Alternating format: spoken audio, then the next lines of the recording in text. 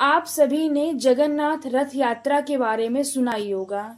इस साल 7 जुलाई से जगन्नाथ रथ यात्रा आरंभ हो रही है। हमारे देश की राष्ट्रपति द्रौपदी मुर्मू भी इस रथ यात्रा में शामिल हो रही हैं। तो आइए जानते हैं जगन्नाथ रथ यात्रा के बारे में। जगन्नाथ रथ यात्रा हर साल आषाढ़ माह के शुक्ल पक्ष की द्वितीया से होता है और यह रथ यात्रा 10वीं तिथि को समाप्त होती है।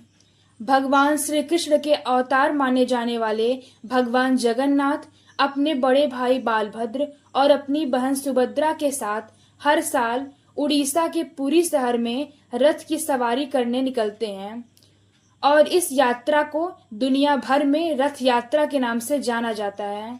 जगन्नाथ जी की रथ यात्रा में शामिल होने का पुण्य 100 यज्ञों के बराबर माना जाता है। जानकार बताते हैं कि यात्रा की तैयारी अक्षय तृतीया के दिन से श्री कृष्ण, बालभद्र और सुभद्रा के रथों के निर्माण के साथ ही शुरू हो जाती है। यहाँ पुरी में भगवान जगन्नाथ का 800 साल पुराना मंदिर है और यहाँ भगवान श्री कृष्ण जगन्नाथ के रूप में विराजते हैं। आइए आपको बताते हैं इस ऐतिहासिक रथ यात्रा की शुरुआत कैसे हुई। तो आइए जानते हैं।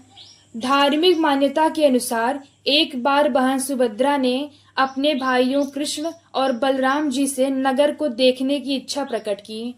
फिर दोनों भाइयों ने बड़े ही प्यार से अपनी बहन सुभद्रा के लिए भव्य रथ तैयार करवाया और उस पर सवार होकर तीनों नगर भ्रमण के लिए निकले थे। रास्ते में तीनों अपनी मौसी के घर गुड़ीचा भी गए और यहाँ पर 7 दिन तक रुके और उसके बाद नगर यात्रा को पूरा करके वापस पुरी लौटे।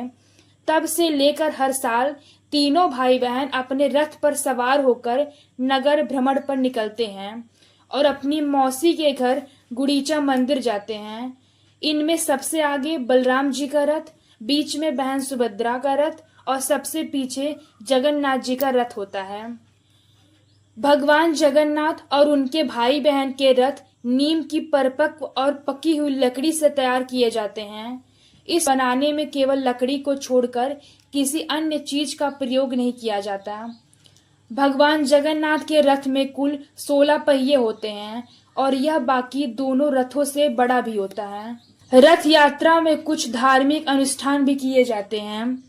मान्यता है कि इस रथ यात्रा का साक्षात दर्शन करने भर से ही 1000 यज्ञों का पूर्ण फल मिल जाता है। जब तीनों रथ यात्रा के लिए सज सवर कर तैयार हो जाते हैं तो फिर पुरी के राजा गजपति की पालकी आती है और फिर रथों की पूजा होती है।